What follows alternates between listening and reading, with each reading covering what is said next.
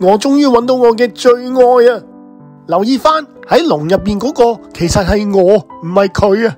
呢位朋友呢，見親我就當我餐台咁樣，一坐低呢就開飯。喺舒服嘅草地上面鋪張煎野餐兼嘆靚酒，真係同一日裏面舐齊晒上山下海嘅滋味啊！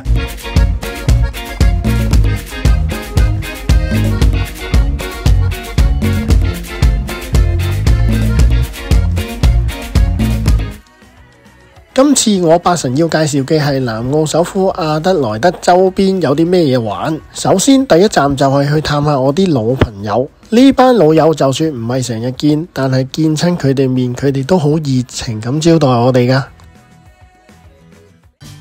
呢位朋友呢，見親我就當我餐台咁樣，一坐低呢就開飯啦。不過一睇我哋嘅身體接觸程度，就知道我哋有幾咁老友啦。唉，睇佢食嘢食得咁開心，咁 enjoy， 其實我自己都有啲治癒啊。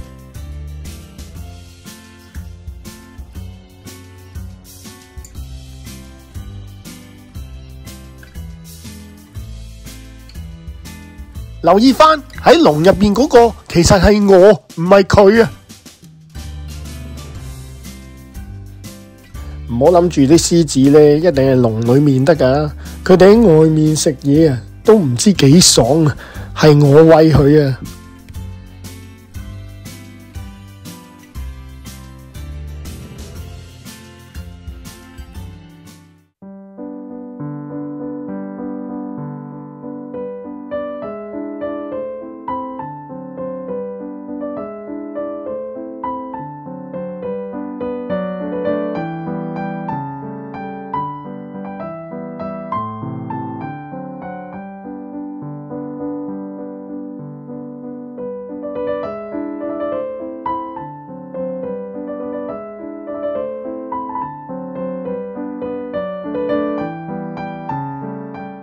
喺阿德萊德以東嘅阿德萊德山係全南澳歷史最悠久嘅釀酒區。自從英國人喺19世紀初開始喺呢度種植第一棵葡萄樹之後，到咗今時今日，阿德萊德山已經有超過90間酒廠同埋50幾間舍得多，主要都係以 Shiraz、Sauvignon Blanc、Pinot Noir、Chardonnay 為主打。阿德萊德山氣候比起北邊嘅 Barossa 涼爽。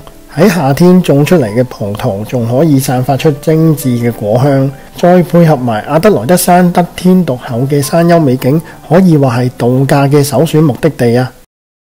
喺2019年底，阿德萊德山發生咗歷時1個月多嘅大山火，火勢波及232平方公里嘅土地，更造成人命傷亡，亦都令到好多農田環境受到影響，而當中嘅 Cutley Creek 更係重災區。經過1年多時間嘅努力，阿德萊德山已經逐漸以全新面貌面世。今次就等我八神同大家遊歷一下呢個重生後嘅古老酒莊區啦。首先，我哋嚟到 Golden Wines 酒莊，一入到嚟個門口就已經有好大塊好靚嘅葡萄園迎接我哋啦。呢間酒莊喺2002年由 Lucy 同佢先生 Darren 所創立，經歷咗接近20年嘅風風雨雨，最損失慘重嗰次就係2019年嘅山火。當時嘅葡萄園已經有90%被燒毀，損失慘重之餘，仲需要長時間重建。不過慶幸佢哋仲可以出產好多款唔同嘅靚酒。我覺得喺呢度最值得體驗嘅唔只係試酒咁單純，而係要感受周圍嘅環境，就好似參加佢哋嘅葡萄酒野外體驗之旅。So with our wine safari experience, we take people on a guided tour through our vineyard. We have 3 separate tasting platforms that we can take people to, and each one of those platforms has quite a unique view out over the property here. We talk about our family history and our place here in the Adelaide Hills. We show people the very vines where the wines that they are drinking originated from as grapes. And then the experience culminates with a beautiful degustation lunch back down here at the tasting room. So that's a really great one for people who love wine and food, but also have a real interest in the viticultural side of winemaking and getting out into the vineyard and being able to experience that. When the fire came through our property, it didn't just burn through the vineyard. It actually, some of our wine tourism experiences, like our nido or our nest, actually burnt down in the fire as well. So that's been a 12-month process to get that back up and running.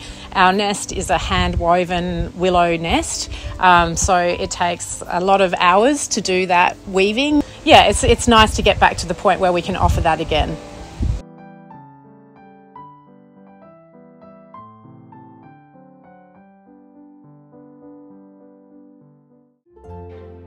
喺阿德萊德市中心向東南方向揸車，一般只需要花半個鐘頭就可以到達阿德萊德山必經嘅德國小鎮 Handorf 啦。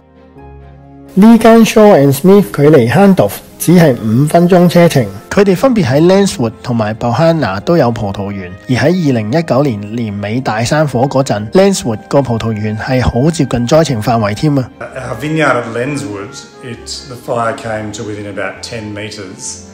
And the fruit from that harvest was affected by smoke. And it also affected some people who grow grapes for us as well. So it was a year that was pretty challenging for us, as it was for a lot of growers. But we didn't have our own vineyards actually burnt. 今日我哋嚟到佢哋位於 Bohana 嘅葡萄園，睇下呢度嘅環境幾咁靚。所出產嘅主要就係 Shiraz 同埋 Sauvignon Blanc。我就專登嚟到感受個環境之餘，又試下酒先。不過要我好詳細咁講下啲酒嘅口感，我就真係唔係太在行。但係我知道佢哋對葡萄嘅品質非常重視，而且只係 focus 喺種植幾種主要嘅葡萄，就係因為呢份專注同執着，先可以釀出品質相當高嘅葡萄酒。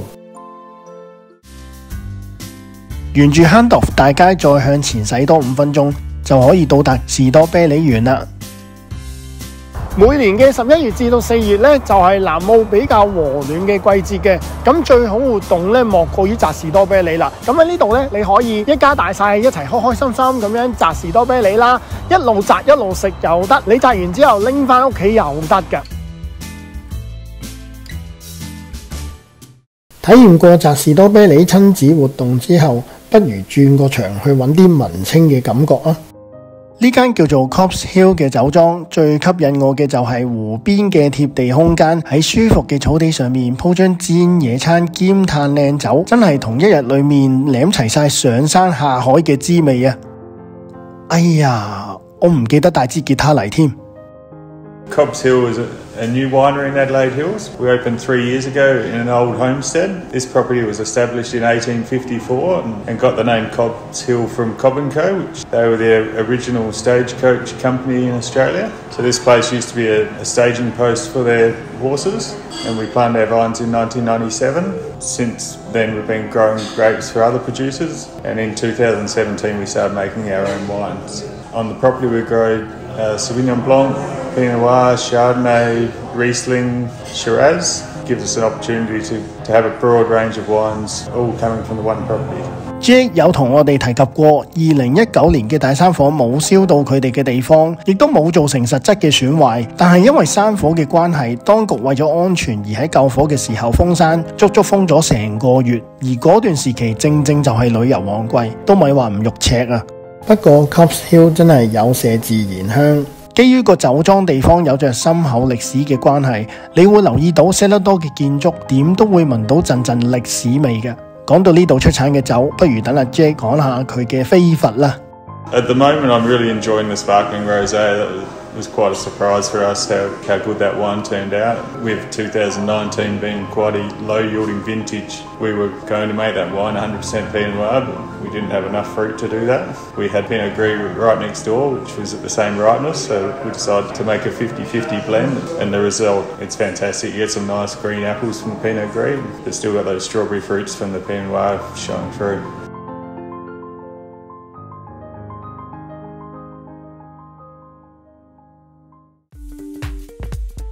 喺臨離開 Adelaide Hills 經過 Handorf 嘅時候，順路可以轉入嚟呢間型格煎酒廠，好好感嘆一下呢度嘅自家出品。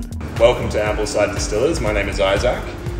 We're a gin distillery based here in the Adelaide Hills, South Australia. Been here for just over 3 years, family owned and operated. We produce a range of gins and some other little bits and bobs seasonal releases. Family owned and operated. Started 3 years ago when the son was over in the UK. Discovered his love for gin, came back to Adelaide, thought why not build a gin distillery in my backyard, and here we are now. What you have in front of you here is our 3 signature gins. So these are our signature series, our classics. 3 different styles. Each one is one of our founders or also one of the distillers that produces the gin here. From lightest in alcohol percentage to strongest. The first one you have here is the number 8 botanical. So this is a citrus forward gin. We've got lots of organic Riverland oranges from here in South Australia. A little bit of lime peel, cassia bark and star anise, so cinnamon and licorice, but very, very citrus orange flavoured. 3款煎酒咧擺到成台都係，每一款都有唔同配搭，搞到我有啲眼花繚亂啊！不過試晒佢哋之後，我終於揾到我嘅最愛啊！ Wow, this one is beautiful. I can feel the flavor of the orange. The orange, yeah. Once you have a little bit more sweetness in there, so you can taste a lot more of those lighter flavours, like a bit of citrus as well. It's quite nice. Very refreshing.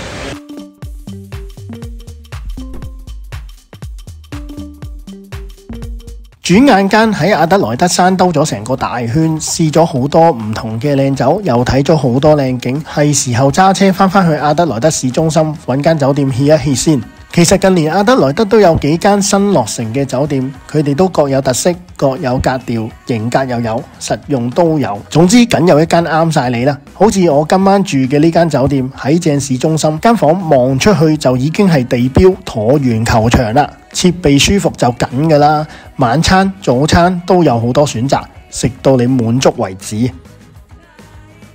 阿德萊德山嘅酒莊之旅可以好短時間咁俾你體驗到唔同品牌、唔同種類嘅靚酒，又可以順道欣賞山上獨有嘅美景。如果你係喜愛 food and wine 旅程嘅話，呢度絕對係唔錯嘅目的地啊！